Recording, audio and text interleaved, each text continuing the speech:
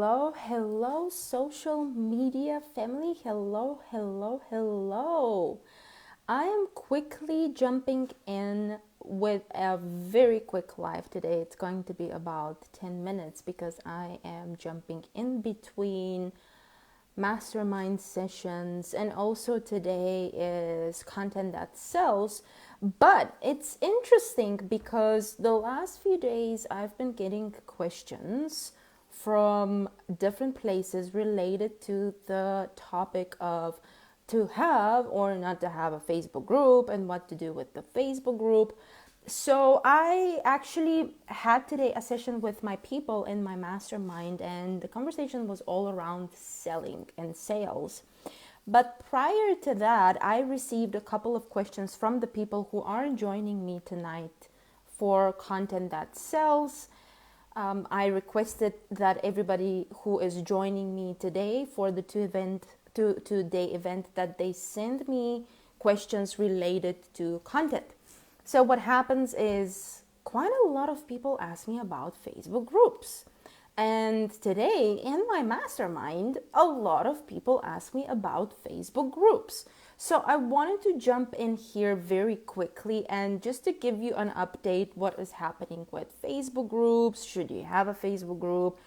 Basically, just this is my 2 cents about Facebook groups and what should you do if you're considering to have a Facebook group. So this comes from a person who I grew and scaled my business with Facebook groups. In fact, for 3-4 years ago, thanks to Facebook groups, my business scaled extremely fast. I even created a Facebook group that grew within less than 1 year to almost 10,000 people, absolutely organically. And that was one of the places where I was actively selling and building a community and all that.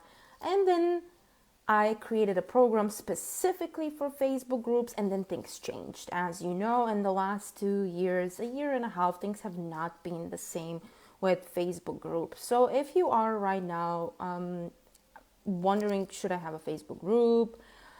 The answer to should I have a Facebook group or no highly depends on one thing, and this is what I tell all of my clients. So the main thing that you will have to think of is, do you have the bandwidth and the energy to sustain a free Facebook community, which potentially in the beginning is not going to grow by itself, but it is going to grow with your intention, your energy, you putting in the work for this space to grow. So the first thing you have to ask yourself is, am I really invested in that? Like, am I really going to put in the work, and is it going to give me joy, and am I going to feel good? Because what happens is that, and what I'm hearing in the online space is that people feel very exhausted when it comes to having a Facebook group.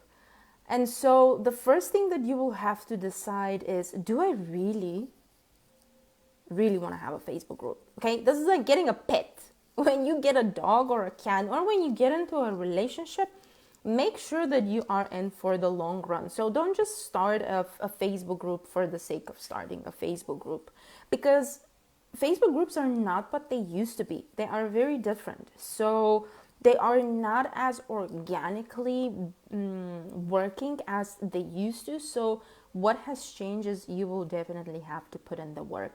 And the second thing that you will have to consider with having a Facebook group is you will have to consider, is the Facebook group actually serving your business model and your funnels and your strategy? What's the purpose of creating a Facebook group? Because if you're just there creating a Facebook group for the idea to just create another Facebook group, I would recommend not to do that. Create a Facebook group because there's an intention, there's a purpose. So you know you will use this Facebook group for different reasons. You will use it to create a community, you will use it to collect leads, you will use it to build trust, you will use it as a closed space for people, you will use it for prospecting. So there's an idea behind using a Facebook group. If there is no idea, if there's no intention, if you're just creating a Facebook group for the idea and the exercise of running a Facebook group, don't do that. And if your energy is not there,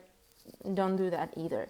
So two very important things: do you have the bandwidth to sustain this space? And if you're thinking that you will just hire a manager, some VA who's going to manage your group, it's not going to work unless you are in a space where people know you. So you are in a space where people know your name, you're an established brand, and you can introduce team members that support you. But if you're just starting, if you're not an established brand, people don't know you, you don't have a community, then counting on somebody else to run your group is not a vibe. And it's you're the sticking glue, so you're the juice, you're the sauce in that group. So make sure that you have enough bandwidth and enough energy to sustain a group, and then be very clear what's the intention. So what I do with my clients, I think that almost 90% of my clients have Facebook groups. So the ones that have Facebook groups, we have a very simple strategy, and we use that Facebook group to get clients. If your Facebook group is not getting you clients, then the question for me is, why is it there if you use it for business purposes? Then the second thing, for those who don't have Facebook groups, so I do have clients who don't have Facebook groups. Number one is that energetically, they don't want to have a Facebook group. They don't like it. They don't like the idea. They don't like running something that is for free. They just don't vibe with that. And so I don't force them to have Facebook groups, because it's not going to work. They're not going to continue nurturing their space. And what will happen is that if people are not engaging in the group, they will just leave the group. So they will not nurture the group. And that comes from a person who has managed quite a lot of groups. So I had many groups, and my experience with running Facebook groups is that you do have to be engaged, and you have to be in there. You have to keep the community until a point that the community starts sustaining itself. It's like a child. By the time it starts walking, and like a business basically, by the time it starts walking by itself, you will have to be there to support, and you will have to be there to lead the process. Sorry, that was my lip balm. And so if you don't have the energy and the bandwidth, just don't do it. Focus on something else. Focus on growing something else that's going to give you pleasure and joy, and you're going to be happy, and you're going to love it, and that's the thing that you want to do. So if that's not the thing, don't do it. It has to give you joy and pleasure.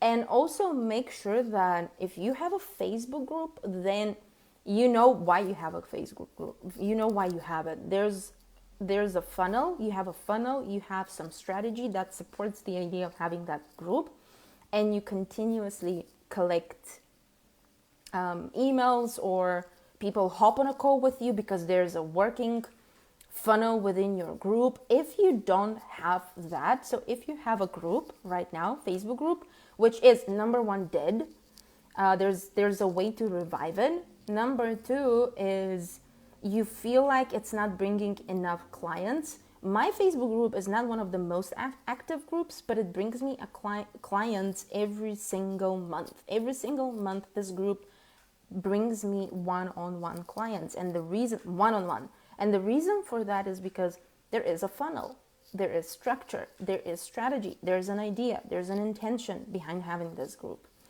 If you don't have that, I highly recommend that if you don't know how to do it, then you find an expert or somebody, or a coach, a mentor, somebody who assists you with creating a solid plan.